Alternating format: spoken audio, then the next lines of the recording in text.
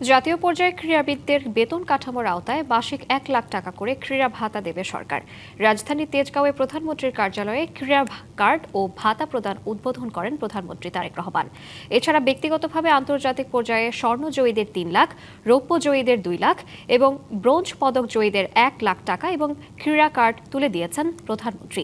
স্বর্ণপদক জয়ী ও চ্যাম্পিয়ন দলকে একটি করে ক্রীড়া কার্ড, মেডেল এবং প্রতি স্বর্ণজয়ী খেলোয়াড়কে 3 লাখ টাকা দিয়েছে সরকার।